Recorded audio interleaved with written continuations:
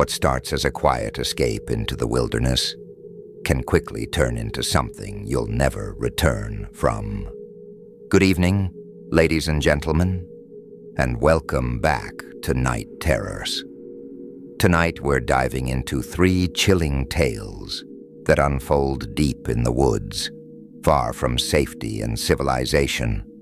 From a friendly stranger with sinister intentions to a midnight encounter with shadowy figures lurking in the forest, and an eerie moment when a single gunshot might have been the only thing standing between life and death. These are true horror stories that will make you think twice before your next outdoor getaway. So turn the lights down low, grab something to hold on to, and prepare yourself. Because once these stories begin, you might never look at the dark the same way again. If you enjoy what you hear, don't forget to like this video, drop your own creepy experiences in the comments, or send your true horror stories to nightterrorxinbox@gmail.com. Your nightmare could be featured next. Let's begin.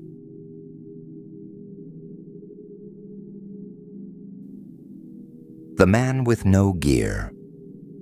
A friend of mine, Jake, told me this after we went camping last fall. We were trading stories by the fire when he said, "You ever have a moment where you know something's wrong before you even understand why?" I had one of those, deep in the mountains, and I haven't gone back since. Jake had taken a solo trip to the High Elk Wilderness in Colorado. He wanted a few days off the grid, just him, his pack, and the silence.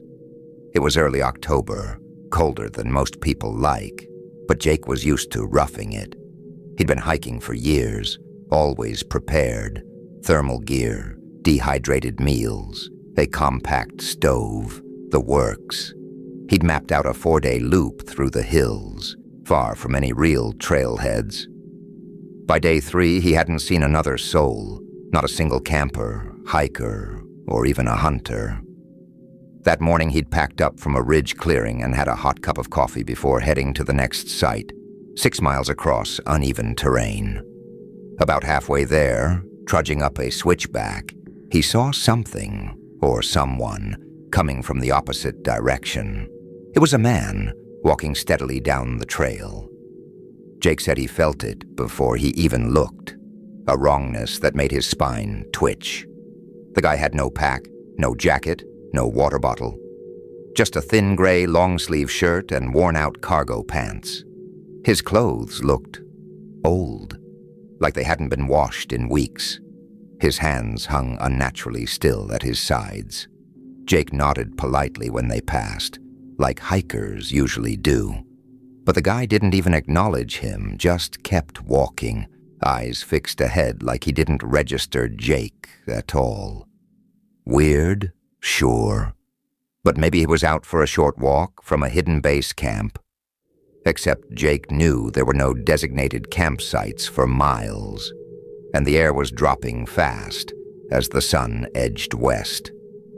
You don't go wandering shirt-sleeved and unprepared in those parts, not unless you've got a death wish. He tried to shake it off, even made up stories in his head. Maybe the guy was an ultralight hiker or had some gear stashed off trail. But deep down, he couldn't make sense of it. He reached his next site just before sundown.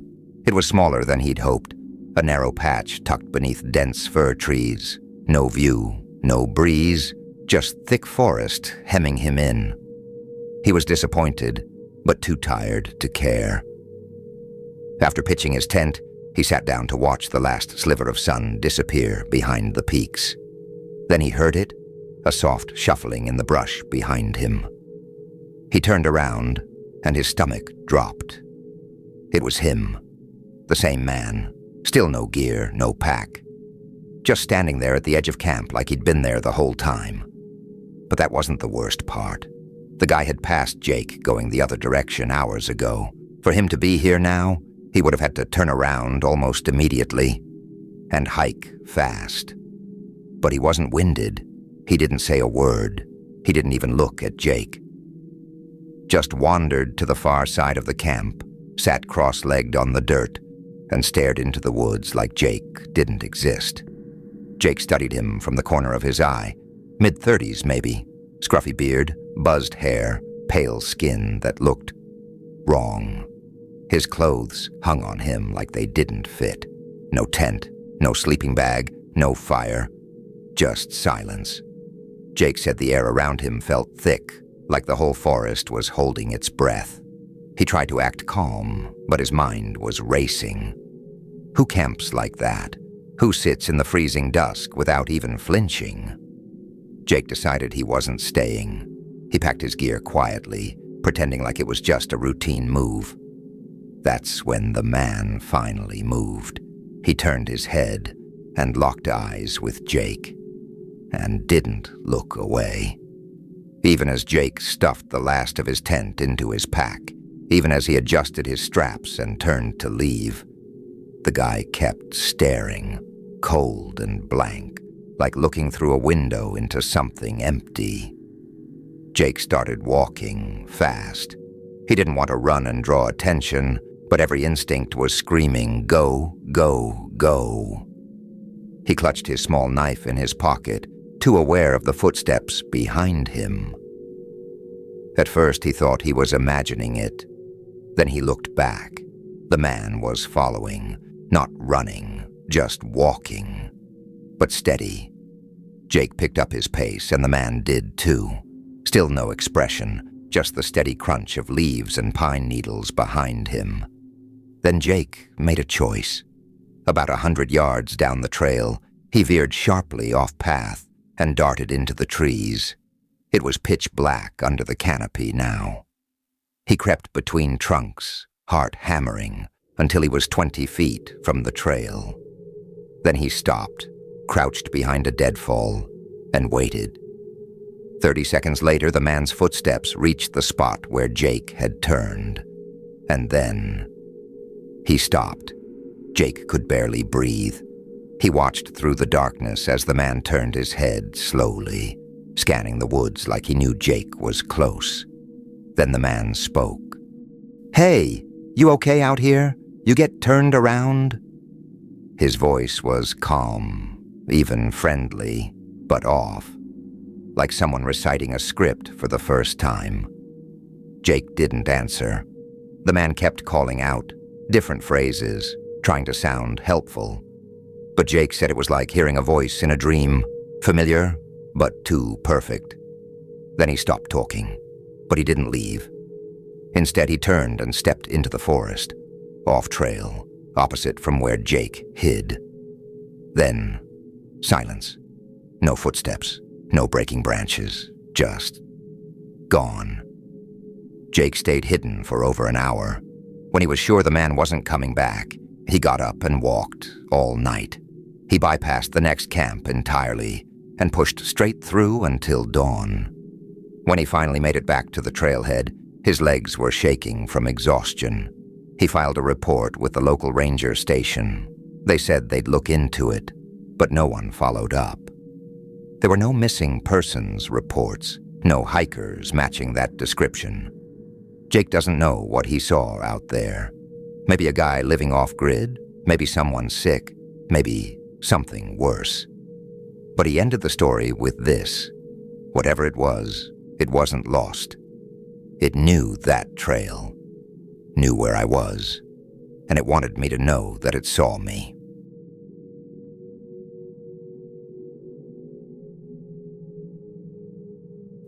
The Hidden Lake Trap. A friend of mine, Mark, told me this story right after we got back from a weekend hike. He was sitting across from me, pale as hell, gripping a mug of coffee like it was the only thing keeping him tethered. He said, "I don't think I'll ever go camping alone again, not after what happened 2 summers ago." Mark had never been much of an outdoors guy. No scouts, no wilderness training, nothing. But something about the idea of solitude in nature started calling to him after a brutal breakup. He figured he'd go for it. Bought a tent, watched some tutorials, packed up his gear, and picked out a quiet public campground about 2 hours outside of Fairpine, a sleepy mountain town in northern Idaho. It was early fall, and the weather was still decent, cool in the evenings, warm during the day. The spot he chose wasn't totally remote. It was kind of a half-step between real wilderness and glamping. There were benches, mounted grills, a few side trails leading to smaller clearings where other people could set up their tents. It felt safe enough.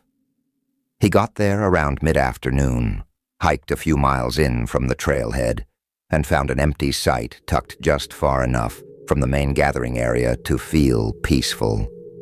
It took him an hour to get his tent right, double-checking poles, testing the rainfly, trying to remember which knot the video tutorial said to use. Nearby, he could hear people talking and laughing at the main clearing. A small group was using the grills, sharing drinks. He thought about joining them, but decided to keep to himself. About 30 minutes later, someone came down the path toward his tent. The guy introduced himself as Drew. Late 20s, chill vibe, short dark hair, and an easy smile. He said a few of them were hanging out if Mark wanted to come by, figuring it might be smart to meet a few people in case anything went wrong. Mark said, sure. The group was fine, nothing sketchy, just a few hikers swapping trail stories, sharing snacks. He hung out with them until the sun started dipping low. As everyone broke off for the night, Mark said goodnight and went back to his tent to wind down. That's when Drew showed up again. He walked up kind of slow, like he didn't want to spook Mark, and asked, "Hey, you ever see the lake out here?" Mark shook his head. Drew smiled like he was about to let him in on a secret. "It's not on any maps. Locals don't talk about it much, but there's a hidden lake out in the woods. It's amazing at sunset. I'm heading there now, if you want to come." Mark hesitated. The guy seemed normal enough, friendly, confident. And Mark, honestly, was curious. So he locked up his gear inside the tent and followed Drew into the woods. That was his first mistake. There wasn't a trail, really. Just a faint, winding footpath through pine and brush. Mark figured they'd be back before dark, especially since Drew said it was only about 10 minutes away. 10 minutes passed, then 15, then 20, still no lake. And Drew had changed. He stopped talking. The guy who was all smiles and stories earlier was now quiet, tense. He gave one-word answers when Mark asked how far they had left. He kept glancing at the horizon like he was waiting for something, not checking the light, waiting for it to vanish. That's when Mark's gut twisted. Something felt wrong, not just lost in the woods wrong, set up wrong. The trail was gone. They were in thick woods now, deep enough that the air felt heavier. And Drew. He was just ahead, moving slower, like he was trying to draw it out. Mark slowed down behind him, quietly putting distance between them. When the sun dipped behind the trees and the forest turned dim and silent, Mark made his move. He spun around and started walking back the way they came. Fast, but quiet. Then Drew shouted, "Hey, you going the wrong way, man." His voice was still upbeat, like they were just buddies out for a stroll. Mark didn't answer. He just kept walking. That's when Drew's voice turned cold. I said, "Stop." The next thing he heard were running footsteps, pounding the forest floor. Mark took off, full sprint. Branches cut at his arms, roots snagged his boots, but adrenaline took over. Drew was behind him, crashing through the brush like a wild animal, yelling in frustration.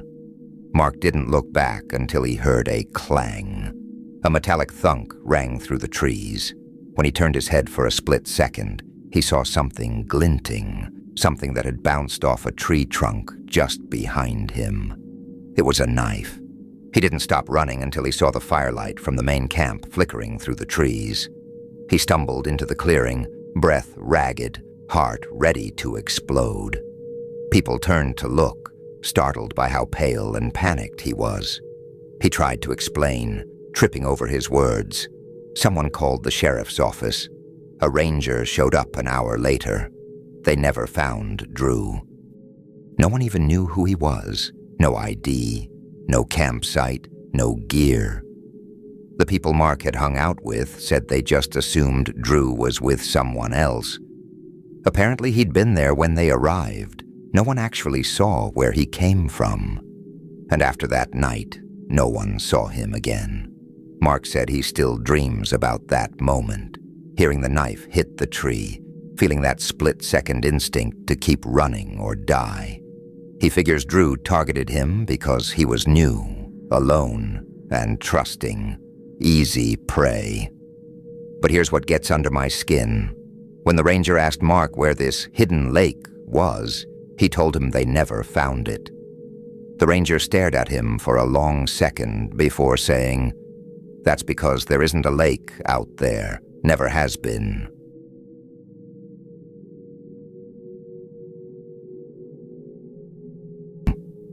They blocked the only way out. A friend of mine, Tyler, told me this story after he came back from a solo road trip through the Pacific Northwest last fall. We were sitting on my back porch and he said, "There was a night out there where I genuinely thought I wouldn't make it till morning." No joke. Tyler had taken 2 weeks off from work to get some breathing room. He loaded up his truck with basic supplies, strapped a compact camper to the back, and just started driving through Oregon, Idaho, and Montana, stopping at campgrounds, lakesides, and any open land that didn't look too sketchy. It was peaceful, freeing, until one night near the tail end of the trip. That particular day, his truck had been giving him trouble. Battery issues, engines sputtering, something electrical. He spent hours parked in a small-town garage trying to sort it out. By the time it was fixed, the sun was already starting to sink behind the mountains. But Tyler didn't want to waste the day, so he grabbed a coffee from a gas station, checked his camping app, and found a remote spot on public land about 2 hours out. He figured he'd park, sleep, and get back on the road at sunrise. The location looked decent, accessible by a thin dirt trail that wound about a quarter-mile into the forest. At the end was a grassy clearing just big enough to turn around in, surrounded on all sides by dense woods. No lights, no signs of other campers. It was completely still, isolated. He backed into the clearing so his truck faced the way out, killed the engine, and climbed into the camper. It was around midnight. He was drained and ready to pass out the second his head hit the pillow. Then less than 2 minutes after he laid down, a light hit the edge of his privacy screen. It was faint at first, then got brighter. He sat up, pulled the screen back just enough to peek through, and saw a pair of headlights creeping down the same dirt trail he had come in from. It was an old pickup, beaten up, rust eating away the bumper. The headlights were blinding, so he couldn't make out much more. It slowed as it approached the clearing, then stopped. Just sat there idling, directly blocking the exit. At first he thought maybe it was just another camper. Maybe they saw his setup and didn't want to crowd him. But they didn't back out. They didn't even turn around. They just stayed there. Something in his gut screamed that it wasn't right. Tyler waited a few minutes watching the truck, hoping it would leave. But it didn't. Instead, the headlights cut off. Leaving only moonlight and a car door opened. 2 men stepped out.